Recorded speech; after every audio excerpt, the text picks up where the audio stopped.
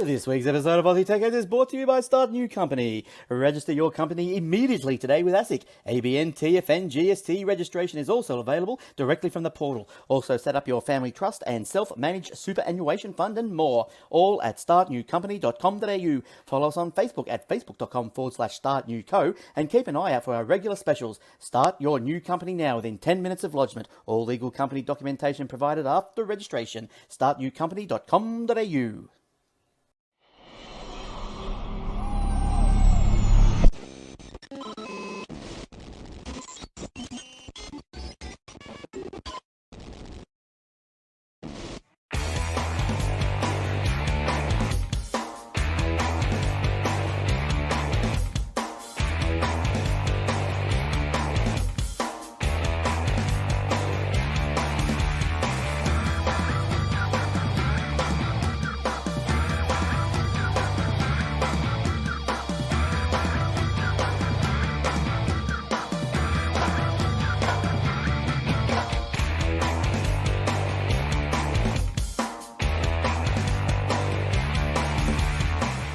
And also brought to you by athwebhosting.com.au.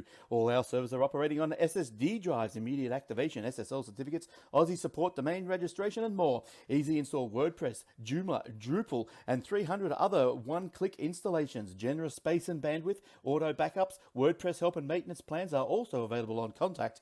If your webpage is important for your business or your life, contact us today. Aussie support, secure services, athwebhosting.com.au. And now for the show. Welcome to episode 721 of the Aussie Tech Heads, recorded on the 15th of April, 2021. I'm your host, Jason Oakley. It's my co-host, Will Tompkinson. Hey, Will. Hey, mate. How is it? Hot. What's up? 32 degrees. Whoa. I got my fan on, but that's about it for here. So it was like 9 degrees at 6 o'clock this morning, and by 10 o'clock it was 30. Yeah. Crazy Dumb. Queensland. That's so bad. I've even been wearing my trucky decks lately. Overnight, yeah, it's been cold, but it doesn't stay Dressing cold. down. So, but I like the intro being back to the normal length now. It's a three pretzel intro now. Geez, they must be big pretzels if it takes you 2 minutes to eat them. You gotta have water as well. You can't just have pretzels without water. These pretzels are making me thirsty. Speaking of which, Mick, congratulations. You're the winner of absolutely nothing, but good job on emailing. Literally the only person who either listens to the intro or cares enough to listen to the actually listen to the intro, who picked up that, yes, indeed, the intro was actually fast-forwarded. It was an April Fool's because that show was on April 1st. Yep. There was a couple other truth bombs dropped in there as well that were April Fool's jokes. Nobody noticed that I said welcome to the Aussie Tech Heads. Or thank you for listening to Aussie Tech Crypto. Yeah, among a couple other things that are in there. And yes, you are correct. You heard it the following week, and that was entirely my fault because I forgot to take fast forward off. By that stage, we were like, it'll be fine. It was like 1 o'clock in the morning. I was editing the audio, and I went, I am not changing that. So you're welcome to have a very short intro. Yeah, so thanks, Mick. Straight into the meaty stuff. It's what we want. Oh, dear. Otherwise, just I mean, well, that's at normal speed. Triple WordPress. So, pow. But I've been busy this week. I bought two Google Chromecasts with Google TV added in there. Because I've got the normal Chromecast here, and Dad's got my old Roku box, which the control stopped working. So I put the Roku app on his phone. So anytime he has to watch Netflix, he has to start up his phone and control the Roku box. So I was like, I fell for the Google advertising. They sent me an email, said, hey, would you like this Google Chromecast with Google TV? And I was like, what the heck is that? So Alex Kidman sent me an article that he did on it. I was like, that sounds all right. And a couple of people said they liked it. But you get this funky little remote, suspiciously a lot like the Apple TV remote in size and functionality. It's got like a home button, a back button, and Netflix and a YouTube button. And you can press a button and go, okay, find me Dukes of Hazzard. and it'll bring up whatever service has got that on there for you if you've signed into it. So I thought you were going to say find me Johnny 5. yeah, 25 is alive. I've got the normal Chromecast. I've got a couple of those, and they're handy. Yeah. Um, This one that comes with all the apps on it, so you don't have to open up your Netflix and then hit cast to TV because Netflix is already on the device. So I thought that might be easy for Dad because if I had to teach him how to cast something, shoot myself in the head first. That's what I was going to say. Like, it's very limited use now because most TVs have casting already built in. So the Google Chrome thing's not so. The Google Chrome Chromecast thing is not so much as important as it used to be. But I do have a TV, or it's an old school 720p, it's like a 26, 28 inch. It's an old commercial monitor. Yep. It's hanging up in the shed on the wall, so when I'm in there, I watch stuff. And I had an old Roku box. I tried that. I tried an Android set-top box. I tried something else. And the Chromecast was the only one that didn't care that it wasn't HDMI compliant. Because it was pre all that versions of HDMI, different things and whatever. So it literally is just a HDMI input. It doesn't care. 1.0, 1.1, 1.2, 2.0. That's it. It doesn't care about any of that. It just wants an input. It doesn't care. It can be VGA, it can be DVI, it can be HDMI. Need input, Stephanie. Yeah, pretty much. And the Chromecast was the only thing that worked on that, short of taking the laptop out there all the time. Yeah. So, but because I'm in there with my phone anyway, it's fine. Like it doesn't matter.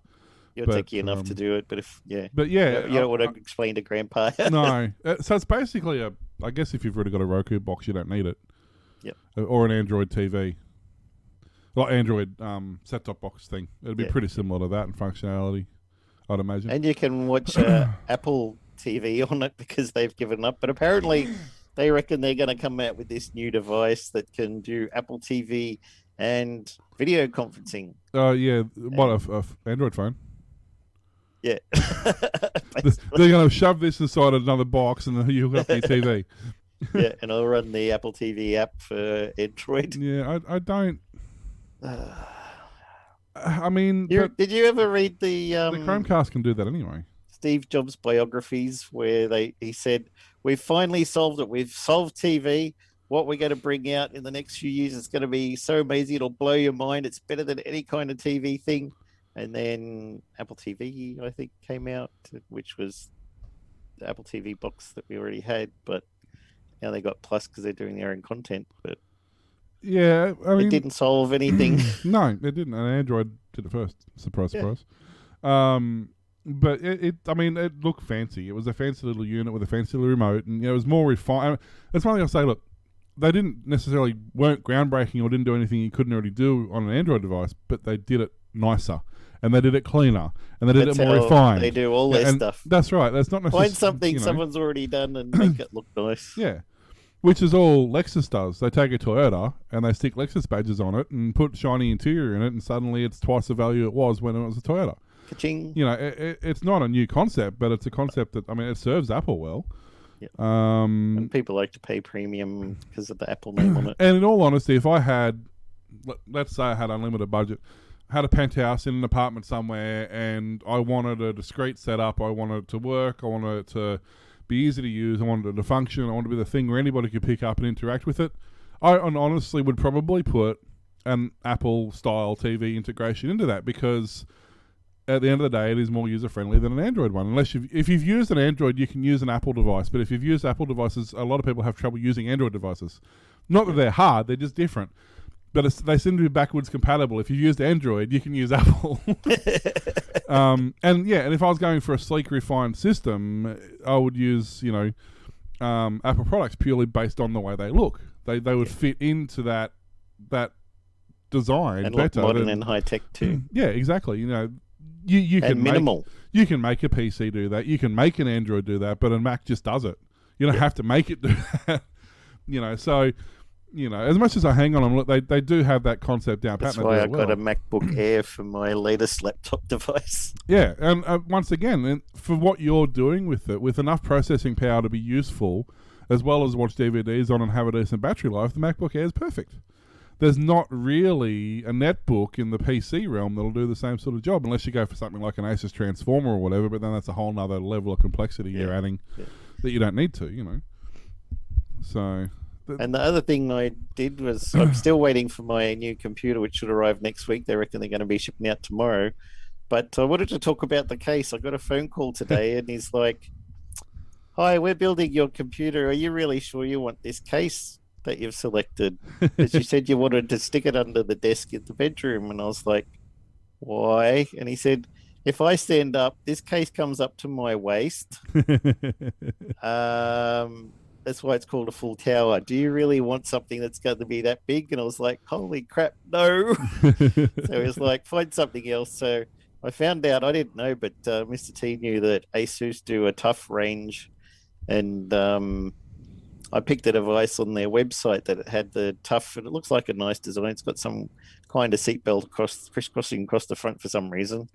But as a bonus that I didn't know when I chose it, is it comes with a headset holder, so I can take off my headset, just clomp it on the side of the computer there, and I don't have to worry about leaving it on the table. Or I used to also, when I'm finished at the end of the day, I just hang it over the top of the TV. But as you can see there, it looks nice and tough gaming. And you said you've had a tough before, haven't you? Is the headset holder there? Yeah. I've got I think it's like it's either the predecessor or just a downgraded model from this. It's basically exactly the same, but it's just it doesn't have the webbing on the front of it. It's just a squared off front, but it's got the same sort of button layout. It's got the RGB garbage. It's got the mesh on top. It's got the phone holder, the triple fans in the front, all that sort of stuff. The one thing I do, it doesn't show it on these pictures so much. No, but one thing I like about them, on the off side where your motherboard sits. Is there any that have it on here? No, they don't. Sort of, but you can't really see it. There's actually all these passageways down behind here, and there's actually like a decent 2-inch gap between the back of this plate and the back of the case. Yep. So all your cable management runs in behind this case and gets tucked away in there, and fantastic. And it looks pretty. And the front of it, I don't know if it was on this one or not. On mine, the side panel's glass. No, it's not on this one. It's a metal side panel.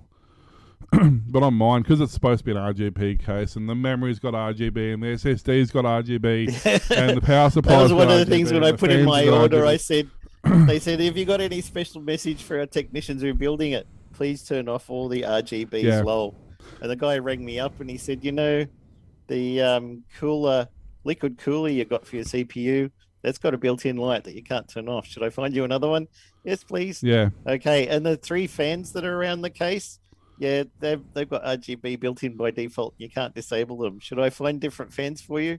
Yes, please. Actually, they can, because they're Aurora fans. They are controllable. They're controllable by the case.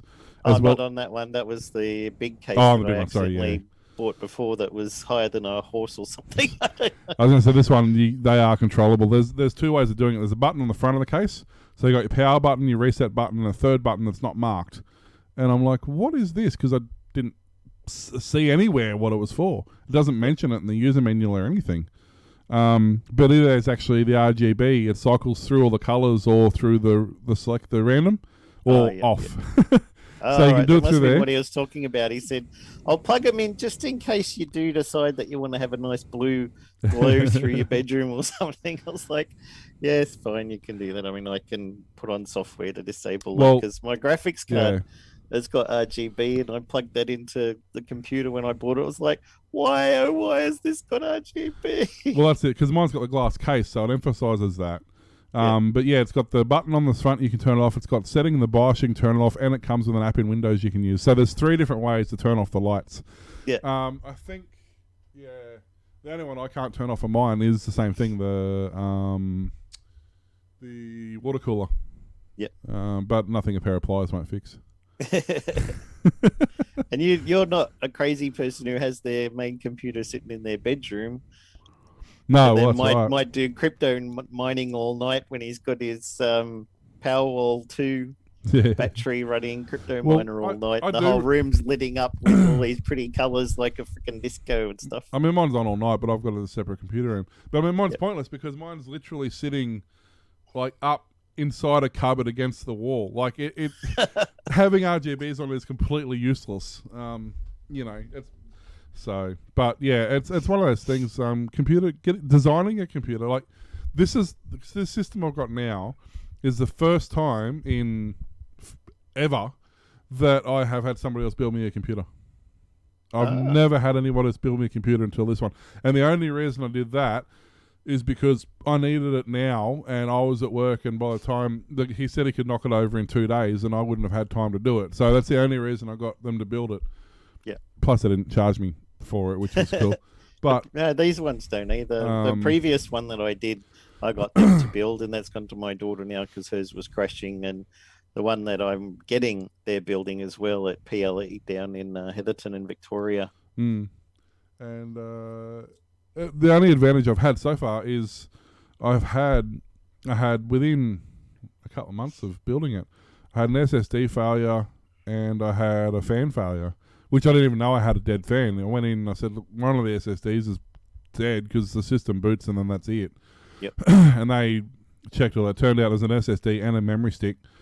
And they go, oh, while we're here, we replaced that bad fan. I didn't even know I had one. So it was all... It's great service. Because they built it, they did it all under warranty. And I didn't have to worry about it. I just went, here, it's got 12 months parts and labour on it, so... Yeah, well, that's what I liked about mine. It had 2-year warranty, return to base, and the power supply had died. So I just took that out. They sent me a new one. I put it in the bag, sent them the old one to recycle or whatever, and I had a brand new power supply I could just install myself. It's one thing I need to get to another power supply. This one, this poor 550's pretty much been living on the limit for the last... Yeah, my new one's going to be 1,000 again. Yeah, I was going to get it because I was originally going to get 2 graphics cards system. I wish I had it because I can't get these graphics cards anymore. No, nobody can. They don't exist. It's a figment of your imagination. They reckon it's going to be what? Middle to end of the year before supplies become readily available again? Maybe next year, yeah. It's just so bad. You can thank America for most of it. I mean, okay, yes, I get it. It's the Chinese crypto miners the ones snapping up the cards, but you can thank America for the lack of cards, lack of volume of cards, because they went to the Chinese bad. They went to the Korean and the Thai and the Indonesian companies and said, if you want to supply us with products, you can't supply China. Yeah. So they went, okay, well, hang on, where's my bigger market, China or America? Do we build for China or do we build for America? Some built for China, some built for America, but the problem is that's all they're doing, so there's not enough cross-mogination to have surplus supply. Yep. So I like that you got an Austin Powers reference. So yeah, I'll be very excited when next week my computer should arrive, and also my Google Chromecast. Sans graphics card. Yeah, at least I got the 3070 up on the shelf there. I even thought, I'll just get another one and get him to chuck it in when I buy the new computer. Nope. Can't even get it on a brand new computer. You got so lucky that you got that card. I know you paid a stupid amount of money for it, but the fact you actually even got it is amazing. It was $1,200, and now it's $1,800 for exact same card with nothing changed. Yeah, $1,200 and you got one, and they're $1,800 and not available now. I might as well give up the crypto and just sell the card. Plug the computer into the built-in motherboard graphics card, sell the card on eBay for $5,000. You probably would, because you'd get it because it's the only one in the world now. Yeah. And it's not like it's a 1070 Ti or something. It's 3070. Yeah, that's it. Rare as hen's teeth. Oh, it was nice. I was watching there's a thing from we were talking earlier about Republic Gamer and Alienware and stuff like that, and it reminded me I was watching a doco I think it was last week from Alienware, who makes and is known for making not only world's best gamer laptops, but also they're interchangeable. You can upgrade components and fix components and repair components. They're not a throw-out item, which is highly unusual in the laptop world. Yep. But even they were saying the new laptops they're bringing out, they're all running Intel onboard graphics at the moment. Like, you can order it with a spec card, but you won't get the card. You're only getting the onboard card that comes with it. And they'll send you it once it's available, but they're saying, look, they could be up to 2 years before we can send you a graphics card. Yeah.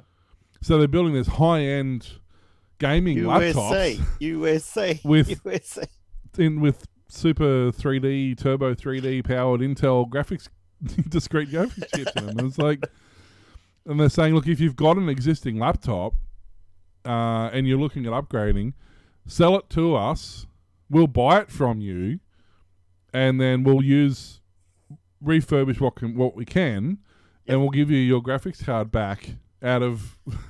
So they're actually trying to buy old netbooks back to take the graphics card out and use new netbooks because it's better than the cards that the only other option they have for cards. What a crazy world we got now. So much for bloody Moore's law. Yeah. So should we do some news, or you want to talk about these people that are no longer up here or down there? Where are they? Oh, up there now. Yeah, so we just obviously AussieTechHeads.com patreon.com/AussieTechHeads. Who said I need to sleep? And coffee.com. No, coffee. It'll come ko-fi.com. Yeah, ko-coffee.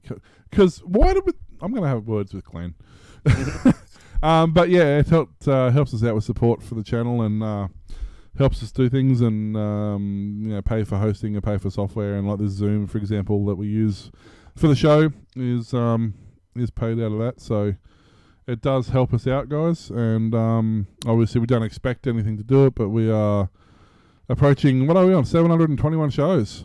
Yep. And been unsponsored for the whole lot of them, and nobody in this country actually cares about podcasting. So we'll continue to be unsponsored.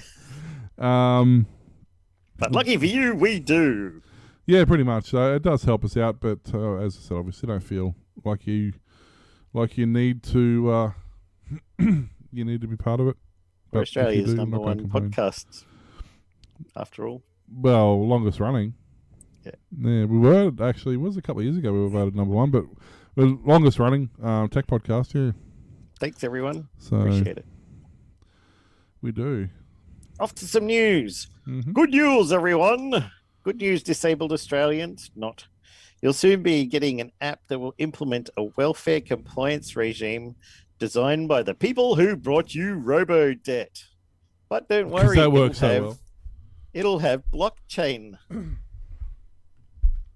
No, this isn't good news at all. What makes it worse is that it's clear the government wants to extend technology-driven compliance to all Australians with an emphasis on cracking down on your mistakes, not theirs. Catherine Campbell, Secretary of the Department of Social Services, says the long-term plan is to have one app for all Commonwealth government services. She said, one to rule the world, apparently oblivious to how evil that sounds. Wait, didn't somebody else say that at some point? One ring to rule them all or something? I don't know. Senators are already worried that the disability app intended to be used by participants in the NDIS to claim expenses against their support plan will go the way of COVID safe. Millions of dollars spent on technology it doesn't really do the job. My God. The intention was to fix a poor web experience and allow claims to be made from a mobile device. But instead of simply creating a better website, in 2018, the Digital Transformation Agency joined forces with CSIRO's Data61 and the Commonwealth Bank to trial blockchain-based smart money that would magically know whether the expense was legitimate or not. According to the CEO of NDIA, the agency, Martin Hoffman, the pilot app has been very popular and well received. By them. And the feedback has been extremely positive by them. The app will be fully available in the coming months, first on Google Play and then on Apple's App Store. What a terrible, terrible idea. Didn't they... Hang on, don't they have a one to rule them all? Isn't that what MyGov was supposed to be? Yeah. So, now not that one to rule them all, a different one to rule them all. But it didn't have blockchain, right? Everything's got to have blockchain these days. Well, I mean, they couldn't get... I mean, I can't... It'll fix all of the government problems. Yeah, stop using Netscape Navigator Gold to build your websites. Yeah. There's an idea. I liked that one. Yeah, but it's just a little outmoded. Just a little. You damn elitist. I mean, back in my day, that was Arachnophilia was a great software I used. It's great when you're doing your GeoCities website, but you know. No, it's... Why don't they... Because they had the... What was it, the National ID program or whatever it was, which is supposed to be on everybody's driver's license. Yep. And then that, after hundreds of millions of dollars and several years, decided, this isn't working. Let's do MyGov. And they went, hey, let's add Medicare to MyGov. and then let's add the ATO to MyGov. Family services. And now we'll throw Centrelink on MyGov, and there's family services on MyGov, and there's a couple others on there now. Yeah. None of them work. No. And when if you go to the website, I'm sure a couple of them work doesn't work occasionally. Well, if you can get onto the website. Yeah. Because aren't they talking about putting the latest census on your MyGov page? So that you couldn't duplicate results on the census one. And they're saying if they ever do online voting for elections, it'll be run through the MyGov page as well. But I literally cannot log on to MyGov page every time. I kid you not. Literally every time I log on, I have to do a full reset of my account, which deletes any history, deletes any messages, deletes any notifications that are on there. So if there's something on there that I'm supposed to be aware of, I literally cannot access it because I have to reset my account every time I log in. And what do you get? An email saying, please log on to MyGov and check the new message we sent you, because we're not going to email it. Uh-huh. That's what they do. And then you go there, and because I have to reset my account, it's not there.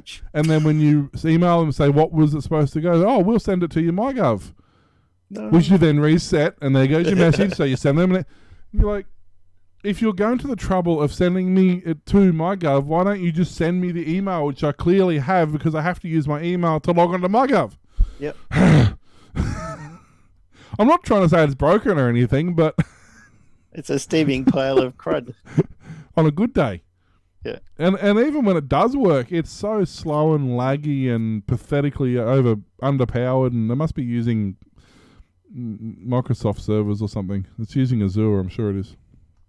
286. They're probably hosted on that reel-to-reel that the University of Melbourne's got. Yeah. But seriously, the government should not be in charge of anything at all to do with internet, technology, or security. Yep. They shouldn't be led anywhere near those three things, let alone all of them together in one place. Yep. Or anything else for that matter while they're at it. Actually, the government shouldn't be allowed near anything, full stop. No. But that's a whole other conversation for a different show. If you want me to do that show, which I've been thinking about for a while, because, I don't know. I mean, what do you believe? And they say they're going to do this stuff, and they don't, or they get halfway through it and it falls apart, or they bundle it in with something else After anyway. they've spent $20 billion, then it falls apart. Yeah, I mean, look at the COVID thing. So it doesn't register something like 90% of check-ins, which they admitted to when it took them 6 weeks to track down 4 people or something. Yeah. Not that I don't use it anyway, but I refuse to even have it on my phone, let alone use it. Same. But it's like, you've only, it's not like it's a hard thing to do. These things you're trying to implement, people have been successfully doing for years.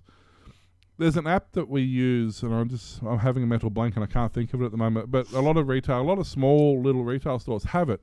And it's just it's almost like a loyalty app sort of thing. And you go to a small store, there's a QR code beside the register, you scan it, and it gives you a check-in for that location. And after you've checked in a dozen times or whatever it is, you get your 10% off, or you get your rewards package for that thing. Yep. So the whole check-in notification thing's not new. We've had this for you can even RFID 10 years. Yeah. We must have had this for close on 10 years. It's shop. I can't remember what it's called now, but it's a really neat little service. It's not required. It's just a bit of fun. Once every 6 months, one of your customers, gets an email saying, "Hey, guess what?" So that's pretty cool. But it's not like they're trying to achieve anything new. No. They're just screwing up simple operations. And then putting it on crappy services because they don't want to pay any money for it. But the thing is, in this case, it's worse than Robodebt, because they're basically saying that this is supposedly through the blockchain, so supposedly secure, supposedly stable, supposedly encrypted. So if something goes wrong, like, for example, you have to reset your account every time you go to log in and you lose your information, it's all gone. It's your fault. Yep. You must have done something wrong, so we're going to penalise you because you didn't notice the penalty that we penalised you with last time. So here's a new penalty that you can't access. So we'll penalise you next time for not reading the penalty. Great money-making scheme, right? Can anybody say pyramid scheme? Bernie Madoff did, but he doesn't anymore. He doesn't. He hadn't for a while, but he really doesn't now. No. If you don't know who that is, Warlock will tell you because he knows more about it than I do. I know of him, but that's. I think it was the guy who helped the Egyptians build the pyramids. Yeah, that's it. And then told everybody it was aliens. Yeah. Yeah. I'm not saying it's aliens. I'm just not saying but it's not. it's aliens. So yeah. But I don't know. I mean, time will tell, I guess. This is literally the only way that can go. Speaking of internet, that's not the stupid. There we go. If you open the right tab, it works better. So, the NBN, as we know, fantastic service that never fails, perfectly balanced and well priced. No, wait, that's what it's supposed to be. That's right. The Australian Competition and Consumer Commission, because clearly they're such a powerful department, has released a quarterly Measuring Broadband Australia report. Well, they like take a tape measure and... They said it's crap. They've been doing it for a few years now, which explains why it's quarterly and annually. And it's been good barometer of the national broadband network's performance and customer satisfaction.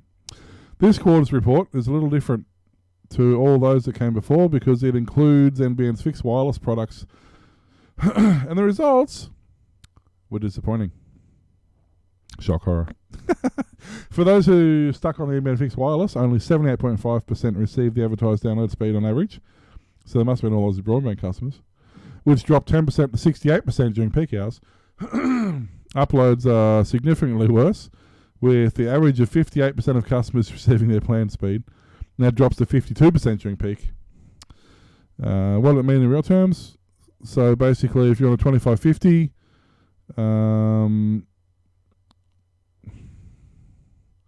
that's not how this works.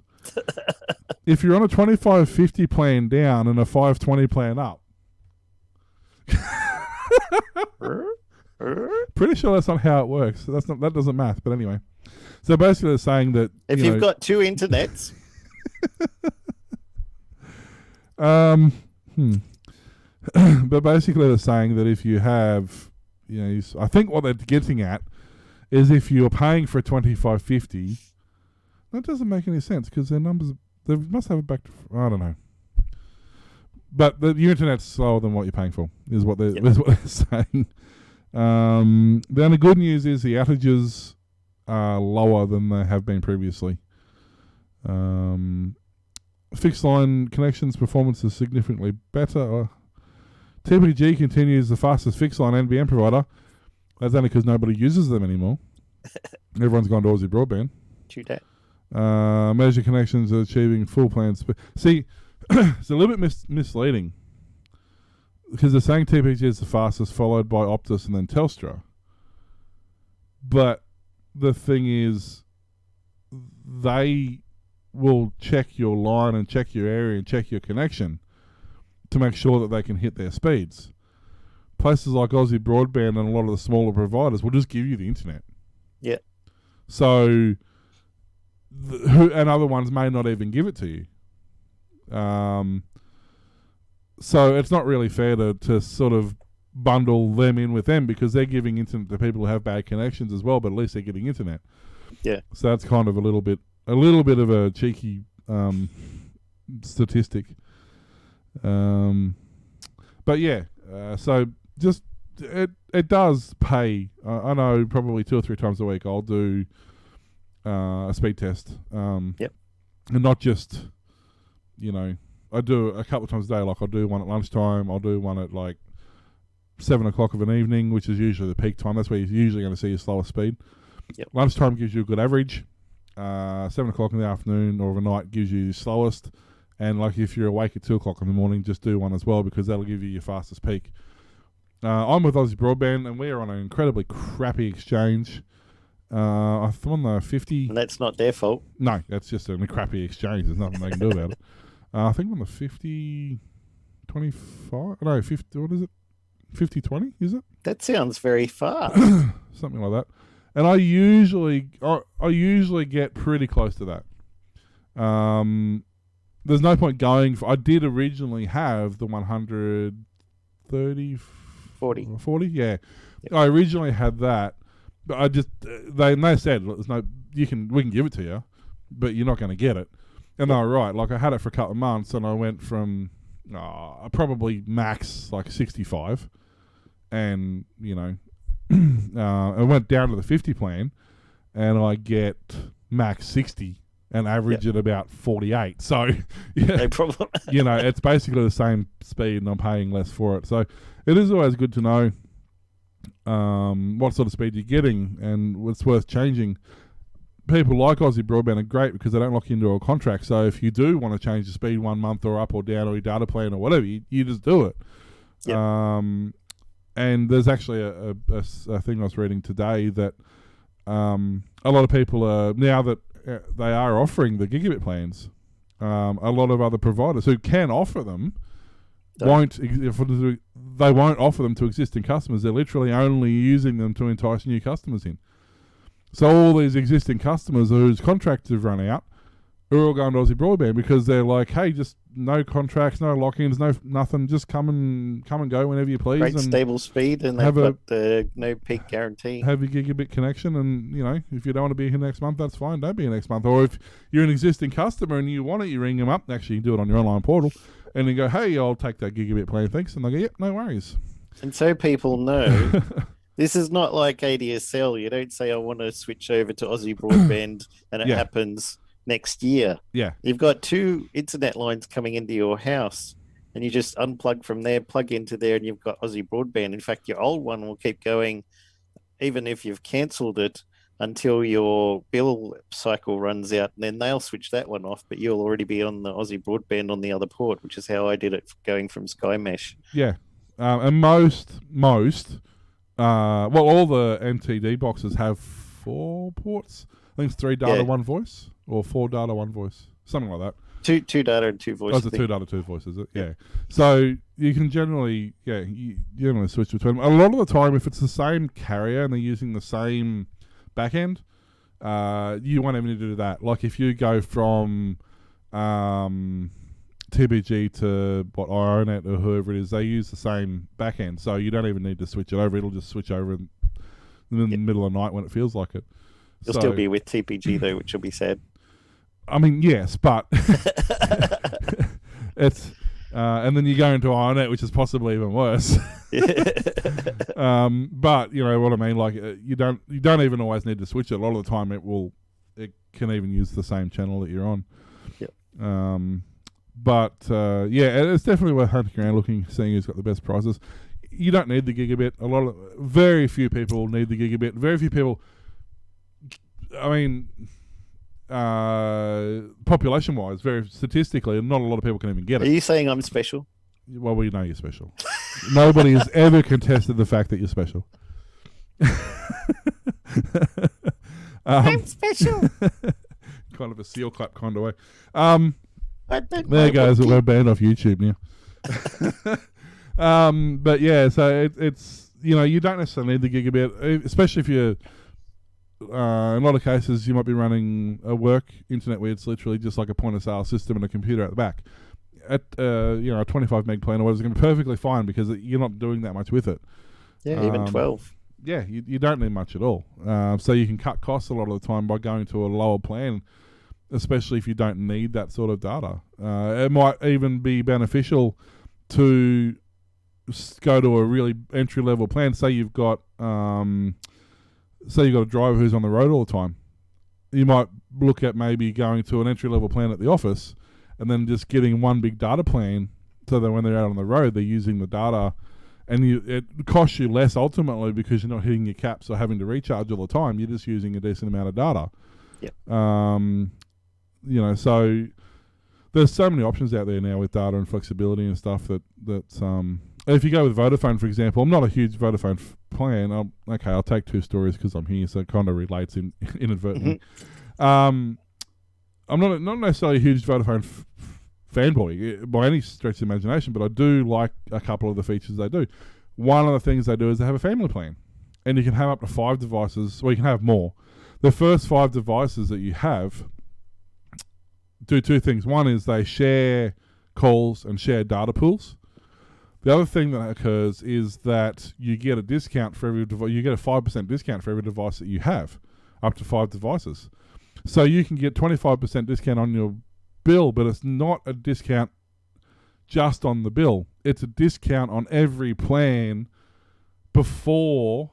Okay, so if you've been a long time customer, they change their plans, obviously. And what they prefer to do, rather than changing your plan just for the sake of changing and putting you on a different plan, is when that plan's up, or when you go in and renegotiate, they will give you an equivalent plan to what you're on, but it's always at a lesser cost. But they apply a discount at the billing cycle to that plan. So if you're on, let's say it was what used to be a $100 plan, it's now a $60 plan, you get a $40 discount on that plan. But the neat part is that 25% discount applies pre-discount. So you get 25% off the $100, which gives you $25 off, and then they apply the $40 discount. So you only end up paying $25 for a $40 plan. Nice. So Can't argue with that. yeah, so they do that, which is great. They do the data pool sharing, and I think what did we work out the other week? 400 You or put Sims into your tablets and stuff. yeah, I got 400 or 500 gig of shared data between the 5 devices we've got. Yep. You know, so if you got, if you got, say, you've got a mobile, your wife's got a mobile, you've got the work mobile, and then you want to have one in your tablet or your laptop or whatever for when you go away, a data only one. Your teenager's got one. Well, yeah, a tablet plan, which is just a data plan. And now a lot of cars have smart, like I've got an Android head deck in my car, so I can put a SIM card directly in that, and so it's got, constant connectivity as well. So, yep. And all these plans, you can have as many as you want. It's unlimited, so it's a great way of doing it. But as I was saying with Vodafone, Vodafone was hit by a nationwide 4G outage. Oh. Voice and data services were affected, which was weird because it was such a strange thing. On Friday. Sorry about that. Vodafone suffered a nationwide outage of their 4G cellular network on Friday, which is across Australia, unable to access mobile data and voice for 10 hours. Started complaining about 11. The Ookla download service showed spikes in outages from Sydney, Melbourne, Brisbane, Perth, Adelaide, so basically Australia-wide. Some customers reported the services were limited to 3G, others reported having no reception at all. In our case, we had 4G signal, and it would come in waves. We never actually lost voice. There was a couple of like 10-minute periods where we lost voice, but we never really lost voice.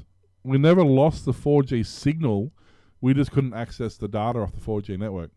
Right.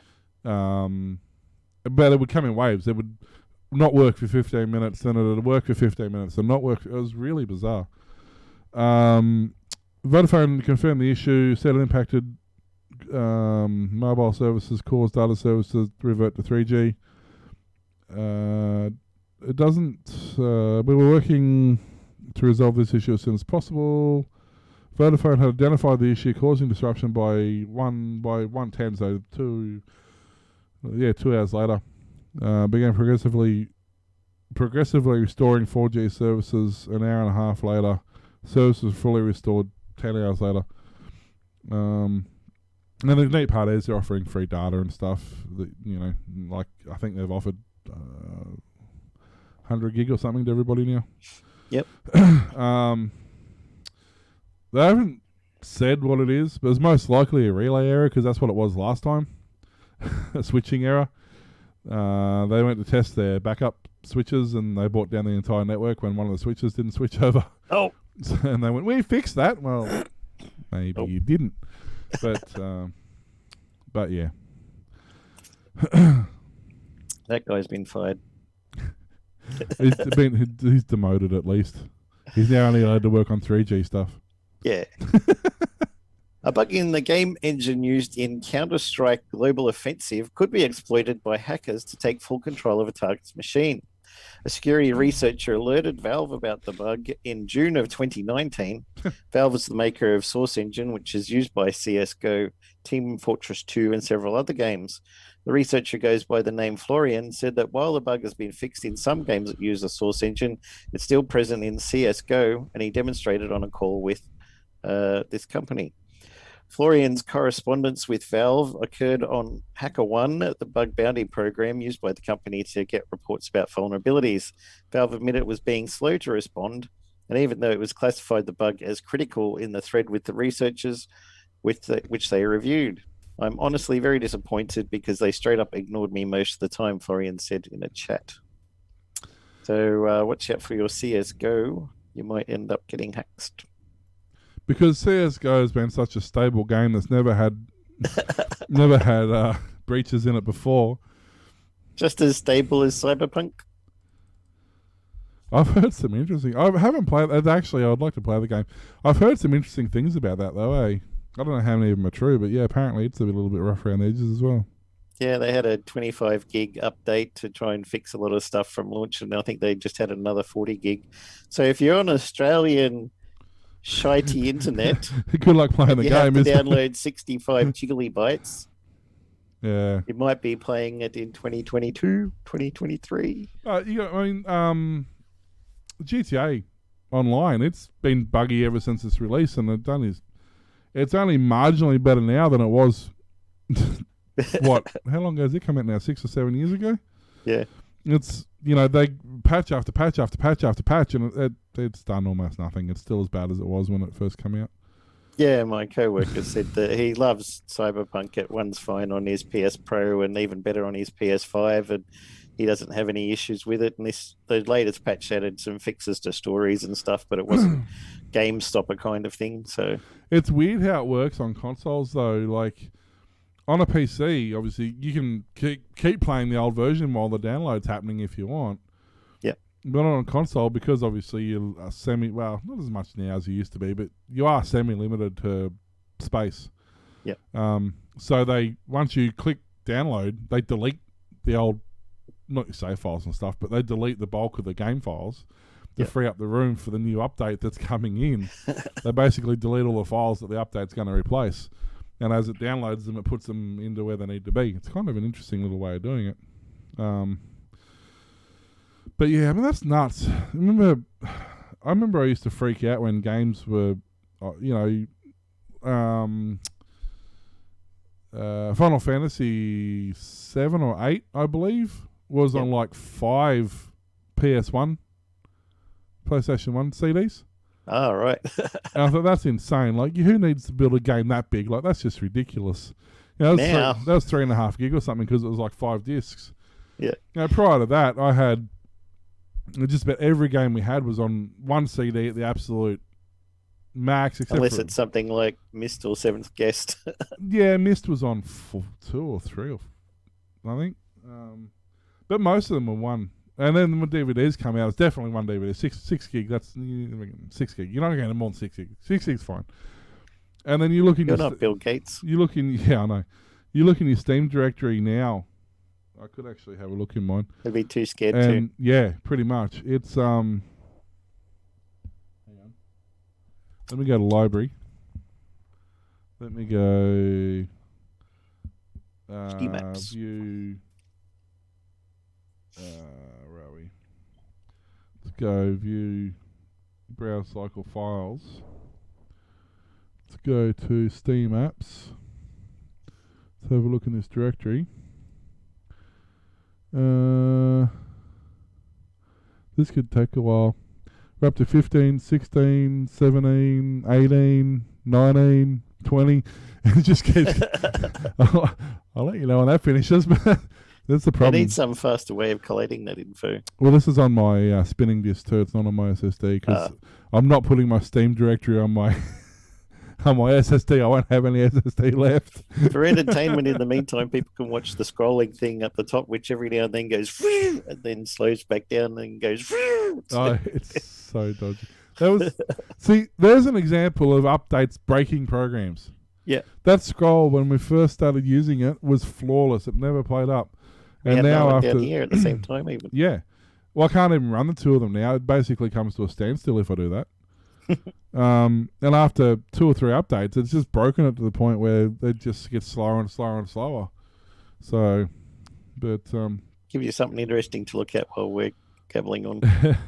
but yeah, I mean, part of it comes down to, a lot of this stuff games should be pen tested and generally beta tested properly before released to the public, and then once they're released to the public, they should be released on servers provided by the company that released the game, so they can monitor the activity and see exactly what's going on and who's trying to cause trouble and how they're trying to do it.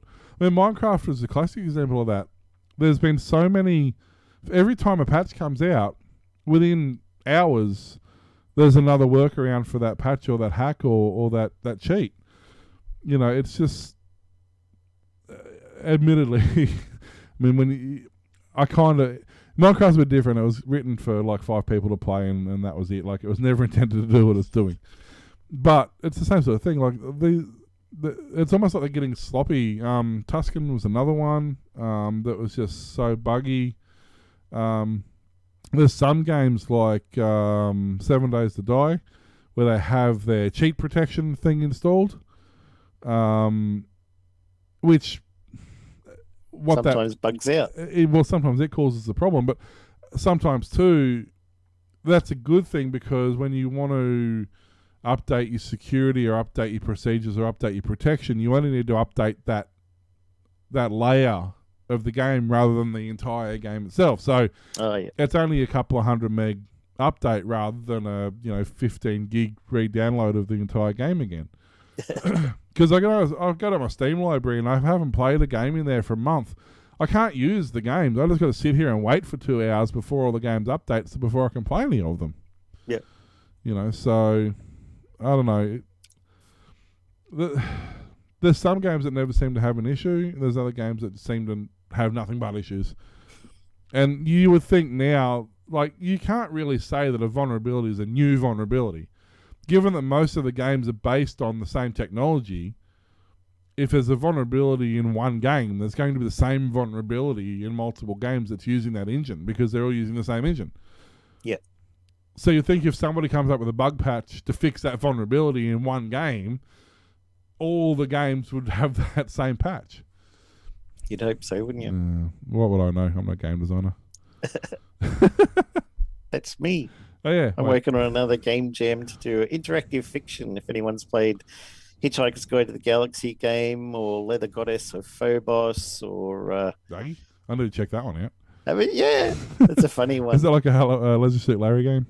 Yeah, kind of. But it's all text and Zork and all that sort of stuff. There's a jam Zork on at the moment to make one of those. It's called Puny Inform, and it runs on Inform 6, and it can make games, adventure text-only games for probably like 50 different 8-bit and 16-bit computers, as well as modern machines and everything. So I'm having a lot of fun learning out how to write programming script for this, but I put together a sort of smallish adventure. It's not huge. It's going to have some cool puzzles. Well, it's going to have puzzles in it, whether they're cool or not.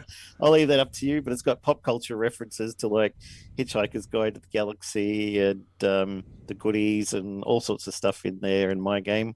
But mostly the point of doing it is just to get some practice at it. And there was a jam, so I thought might as well join it. And I actually was talking to the guy who's programming the interpreter, the Puny Inform interpreter, and started up a Discord server for them because they didn't have one. So we're all sitting on the Discord server all day talking about, well, not while it's supposed to be working, boss.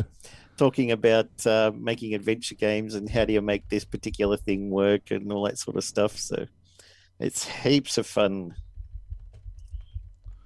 But yeah, trying to think of all the things that people might type in is crazy, because you're like, okay, I've got a slot there, a container that something can go in. So I call it a coin slot. You want to put a coin in there, and they might go, okay, well, I want to put a teddy bear in the coin slot.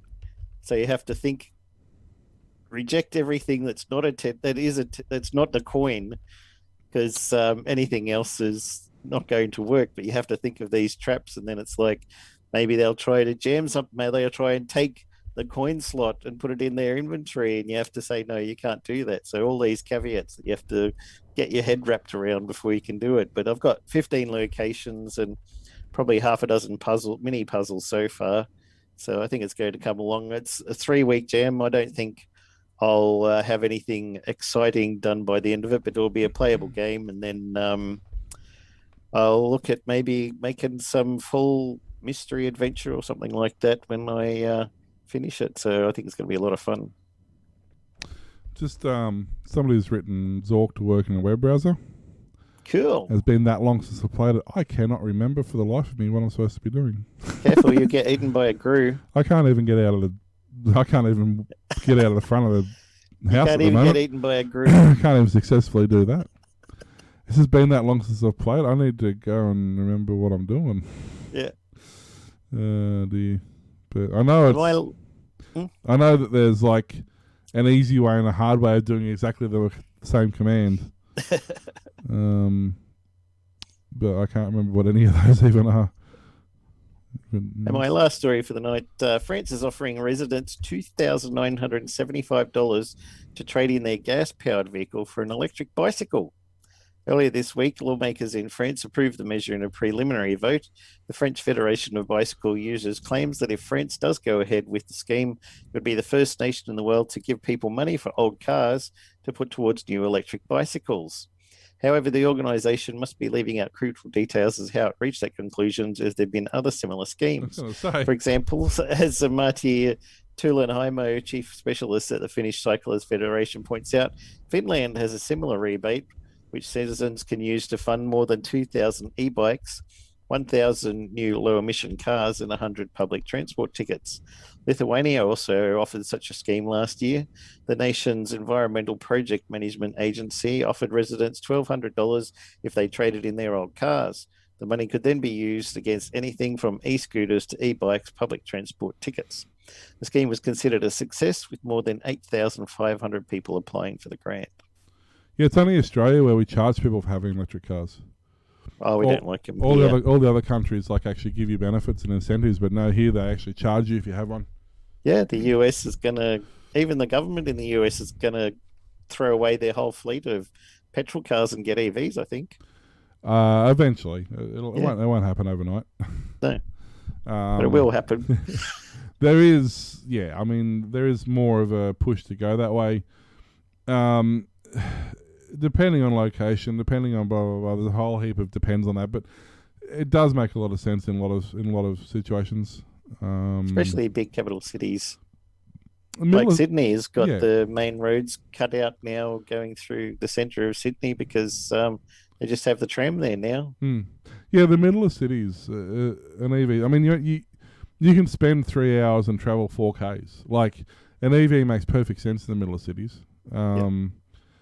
You know, the average person only does, I think, 35 Ks a day or something. That's not a lot. Yeah. And even the cheapest of EVs will do that. Yeah. But it comes down to, do you want one car that you can go jump in, go for a drive, you know, and only have to stop every 3, 4, 5 hours, depending on how fuel efficient your car is?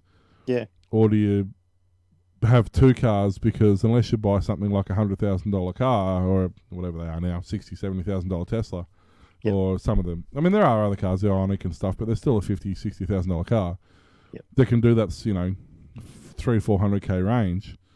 Or if someone's just going to work, they can sell, get money for their crappy old car, keep the other petrol one for weekends and stuff. Well, that's what I mean. Like, you know, a lot of people now are getting.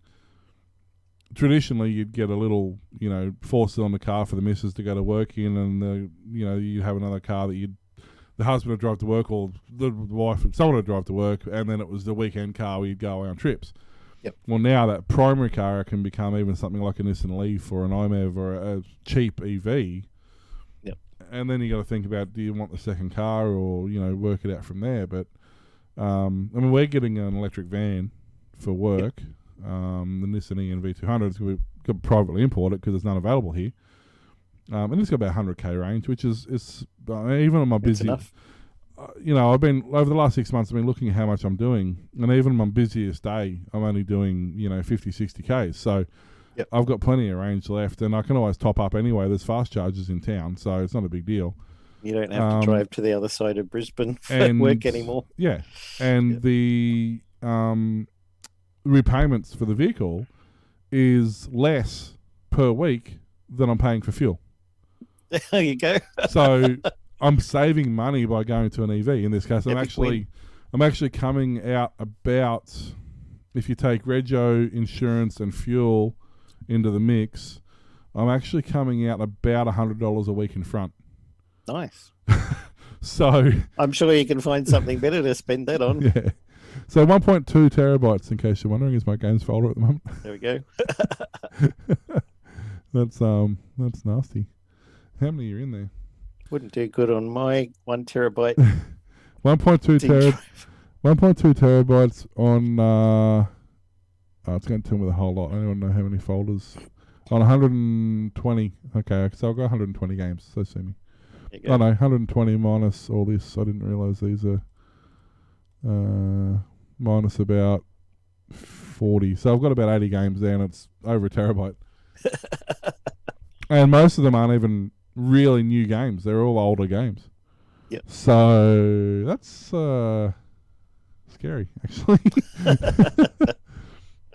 Wow, lucky I've We'll got have to do some more tabletop simulator. We will, yeah. Lucky I got a 2 terabyte drive in there. Wow, it's nearly full. I just realised. Because I'm recording to that drive as well, so it's nearly full. I might need to do something about that. Well, that's the end of the show. Pretty much. Forced or otherwise. Yeah. Thanks for listening to Aussie Tech Head Show, broadcast weekly. We can be found at Facebook, Twitter, YouTube, and Patreon /Aussie Tech Heads at all of them, and also coffee.com/Aussie Tech Heads. Email us Glenn, Will, and Warlock at aussietechheads.com.au. You can hear Aussie Tech Heads on aussietechradio.com, 24/7 back-to-back play of some of the best tech-related shows from around Australia and New Zealand. New shows out at each Friday. See you next time. Thanks, guys. See ya.